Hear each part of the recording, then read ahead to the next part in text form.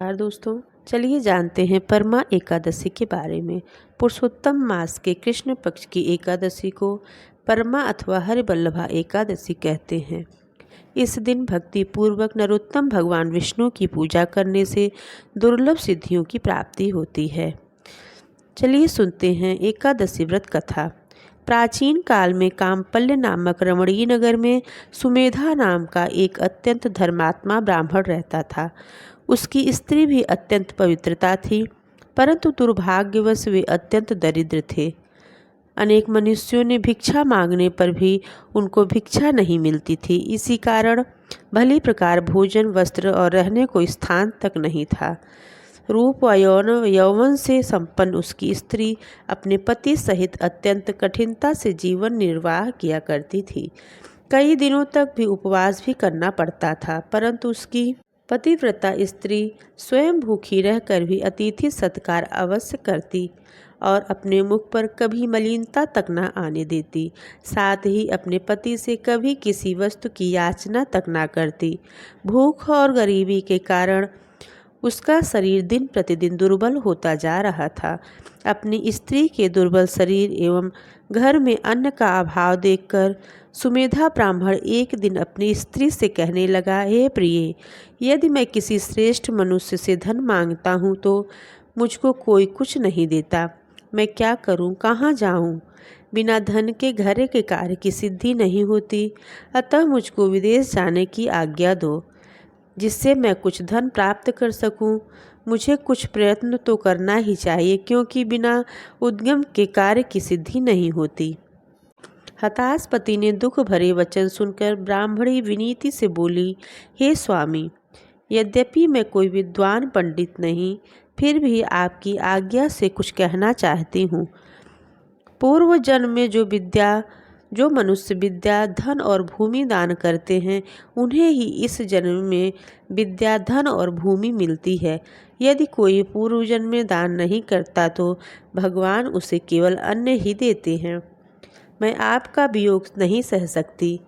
पति रहित स्त्री की संसार में माता पिता, भ्राता, ससुर तथा संबंधी आदि सभी निंदा करते हैं, इसलिए आपको यहीं पर रहना चाहिए। स्त्री के ऐसे वचन सुनकर ब्राह्मण परदेश नहीं गया और कामपल्य नगरी में ही दिन काटने लगा। कुछ समय के पश्चात कौंडिन्य मुनि कामपल्य नगरी में पधारे। उनको आते देखकर सुमेधा और उसकी पत्नी ने ऋषि कौंडिन्य को प्रणाम किया और कहा, आज हम धन्य हैं। हमारा जीवन आपके दर्शन मात्र से ही सफल हुआ है। तथा उनको अपने घर लाकर आसन तथा भोजन दिया। भोजन के पश्चात उस पतिव्रता स्त्री ने मुनि से पूछा, हे मुनि, आप मुझे दरिद्रता का नाश करने का कोई उपाय बताएं। मैंने अपने पति को परदेश में धन कमाने के लिए रोका। मेरे भाग्य से आप आ गए हैं। मुझे पूर्ण विश्वास है कि अब हमारी दरिद्रता दूर हो जाएगी। आप हमें दरिद्रता मिटाने वाले किसी व्रत के बारे में बताएं।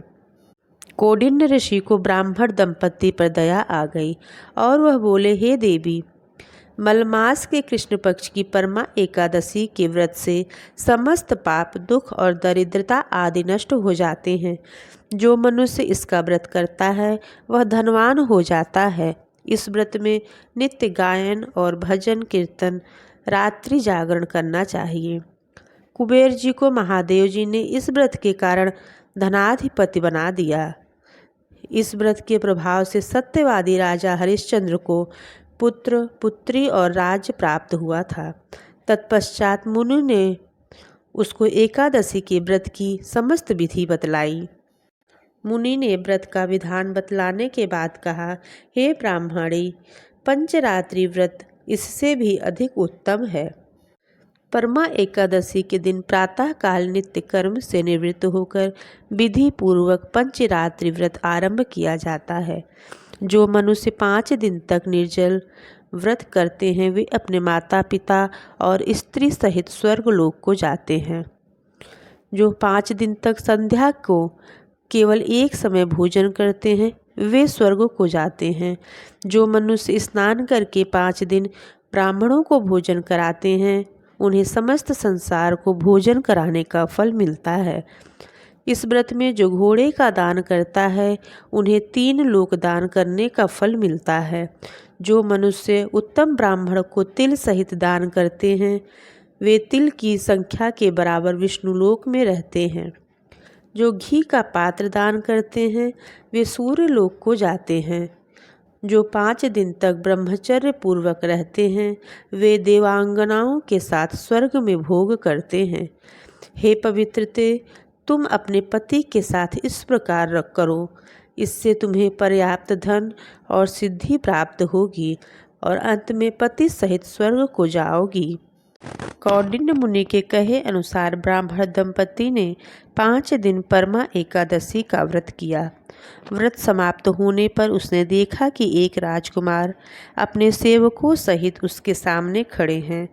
राजकुमार ने ब्रह्मा की प्रेरणा से एक सुंदर नवीन मकान, जो कि वह सब वस्तुओं से सजा हुआ था, रहने के लिए उन्हें दिया। साथ ही राजकुमार आजीविका के लिए 1 ग्राम देकर अपने महल को चले गए। वे दोनों इस व्रत के प्रभाव से अपनी संतानों सहित अनंत सुख भोग कर अंत में स्वर्गलोक को प्राप्त हुए। जो भी मनुष्य परमा एकादशी का व्रत करता है उसे समस्त तीर्थों में दान आदि का फल मिलता है। जिस प्रकार संसार में 2 पैरों वाले में ब्राह्मण, 4 पैरों वालों में गौ, देवताओं में इंद्र राज श्रेष्ठ हैं, उसी प्रकार महीनों में अधिक मास उत्तम बताया गया है।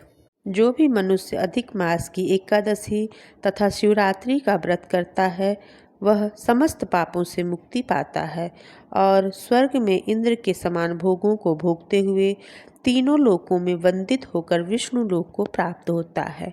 बोलिए विष्णु भगवान की जय।